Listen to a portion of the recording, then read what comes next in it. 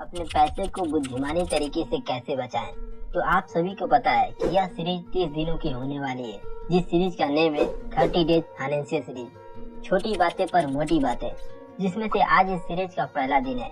हम आने वाले सीरीज में यह भी सीखेंगे कि पैसे कैसे कमाएं। तो बने रहिए इस सीरीज में, क्योंकि बहुत कुछ सीखने को मिलने वाला है। हम यहाँ पर यह मान कर चलते हैं कि आप पैसे कमा रहे होंगे, चाहे आप 12,000 कमा रहे हो या 25,000 या फिर उससे भी अधिक। क्योंकि जब तक आप पैसे कमाने नहीं शुरू करते हैं, तब तक आप क्या सेव करने के बारे में या फिर इन्वेस्ट करने के बारे में सोचेंगे।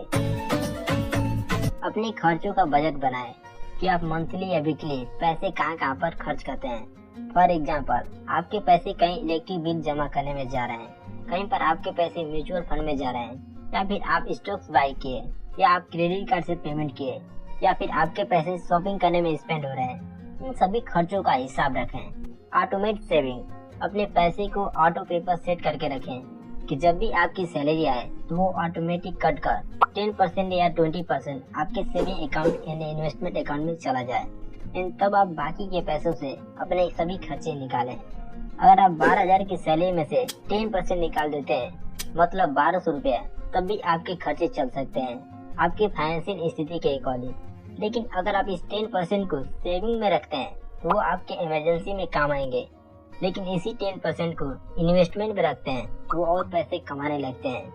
मतलब कि आप तो पैसे कमा रहे हैं, लेकिन उस कमाए हुए पैसे को इन्वेस्ट करते हैं तो वो भी पैसे कमाने लगते हैं। इस तरीके से आप अपने ही इनकम से कई इनकम सोर्स बना सकते हैं। कट अननेसेसरी एक्सपेंसेस, फिजूल के खर्चों से बचिए एंड क्रेडिट कार्ड यूज करने के बजाय UPI का यूज कीजिए। बिकॉज क्रेडिट कार्ड में आपके पैसे नहीं है एंड जब आप क्रेडिट कार्ड यूज करते हैं तो उस पर आपको 1 से 2% का सरचार्ज लगता है एंड कभी कभी तो 3% तक का भी सरचार्ज लगता है।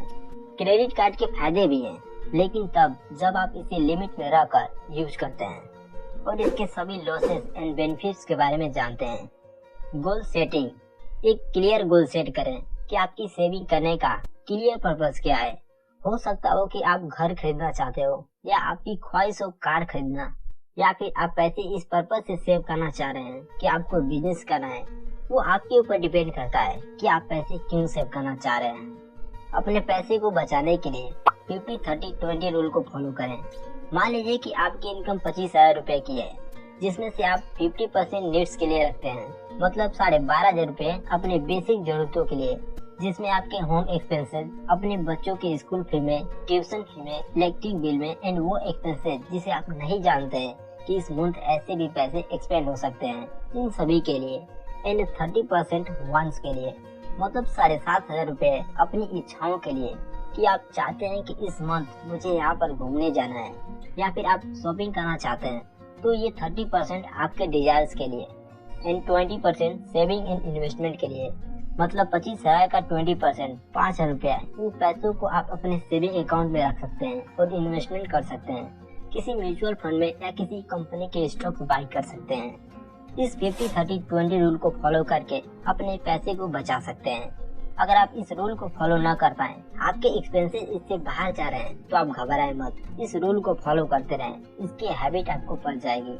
कंपाउंडिंग इफेक्ट को समझें, यूं ही रिजल्ट के बारे में मत सोचें। कंपाउंडिंग इफेक्ट जो है वो धीरे धीरे रिजल्ट दिखाता है, बट वो लॉन्ग टर्म में आपको बड़े रिजल्ट देता है।